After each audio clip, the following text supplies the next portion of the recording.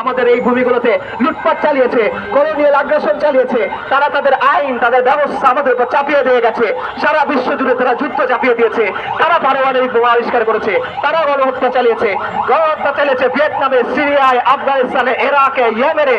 এবং আমরা এটা বলতে চাই, এই সত্য প্রকাশ করতে চাই যে ফিলিস্তিনে আজকে যে গণহত্যা হচ্ছে এর জন্য যেভাবে ইসরায়েল দায়ী সেভাবে আমেরিকা দায়ী, যেভাবে ইসরায়েল দায়ী সে পশ্চিমা বিশ্ব দায়ী। এই গণহত্যার বিরুদ্ধে নিন্দা আমরা জানিয়ে গেলাম। আমরা বক্তব্য শেষ করার আগে বলতে চাই, হিন্দুত্ববাদী আমরা ফিলিস্তিনে ইসরায়েলি গণহত্যা যেরকম নিন্দা জানাই, আমরা ভারতে হিন্দুত্ববাদী আগ্রাসনে সেভাবে নিন্দা জানাই। এবং আমরা বলি হিন্দুত্ববাদ এবং জায়নবাদ দুই ভাই। হিন্দুত্ববাদ এবং জায়নবাদ একে অপরের মিত্র, তারা একে অপরের ন্যাচারাল অ্যালাই।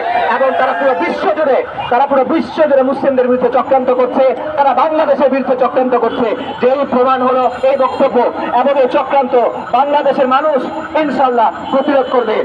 অনেকেই প্রস্তাব তুলেছেন পাসপোর্টে এক্সেপ্ট ইসরায়েল নীতি পুনর্বহাল করা হোক। এটি একটি সঠিক দাবি, এটি একটি সম্মানজনক অবস্থান।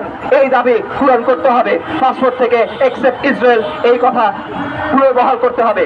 পাশাপাশি আমরা বলতে চাই, আমাদের সাধ্যমতো যেসব প্রতিষ্ঠান, যেসব কর্পোরেশন জায়নবাদী প্রকল্পে সমর্থন দেয়, যাদের হাতে ফিলিস্তিনের মুসলিমদের রক্ত লেগে আছে, আমরা সাধ্যমতো তাদের বয়কট করার চেষ্টা করি। সবশেষে আমরা বলতে চাই, রমাদানের শেষ 10 দিন আসন্ন, দোয়া কবুলের সময় আসন্ন। আপনারা দোয়া করেন আল্লাহর কাছে।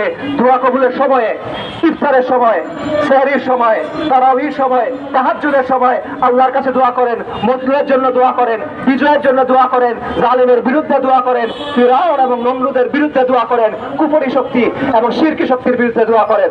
ওয়া আখিরু দাওয়ানা আলহামদুলিল্লাহি রাব্বিল আলামিন।